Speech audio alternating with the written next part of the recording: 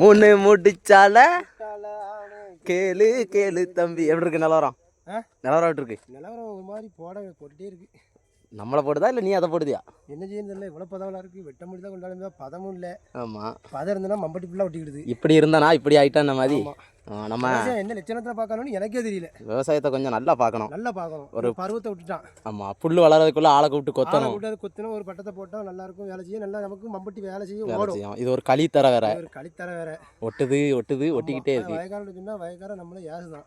ஆமாம், சரி நம்ம கூட வேலை பார்க்க ஒருத்தன். ஆமாம், அதனால அவனுக்காண்டி நம்ம சுத்தமாக நீட்டாக எடுத்து போடணும். ஆமாம், வேலையெல்லாம் செஞ்சாதான் அவனுக்கு நல்லா இருக்கும். ஆமாம், அவனும் நாளைக்கு வேலை பார்க்குறவன் நம்ம எல்லாம் நாளைக்கு சொல்லி காமிப்பான். அது நல்லது கிடையாது. அது நமக்கு நாமே வச்சுக்கிறது ஆப்பு.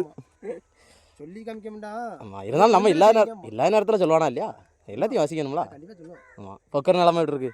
பொக்கர் நிலமை ஒரு மாதிரி இழுத்துட்டு தான் இருக்கு. அப்படியா? சீரியஸாக தான் இருக்கா? ஆமாம், பேருமா ஒரு மாதிரி ஒப்பேரும். அப்படியா? ஆமாம், இப்போ முதலோட இப்போ கொஞ்சம் பரவாயில்ல. அப்படியா? அவன் முதல்ல அவன் படத்தை பாருங்க, பூரா ஃபுல்லாக தெரியுது. இப்போ கொஞ்சம் டெவலப் ஆயிருக்கு. பரவாயில்ல, அவன் வேலை கொஞ்சம் தெளிவாக இப்போ செய்ய ஆரம்பிச்சிட்டான். ஆமாம், பழகிட்டார். அவன் 4 பேருக்கு கொஞ்சம் ஹெல்ப் பண்ண தான் செய்தான். என்ன நாதாரித்தனம் பண்ணாலும் நாசுக்காக பண்ணணும். நாசுக்காக பண்ணணும். ஆமாம், நல்லபடியாக இருக்கேன்.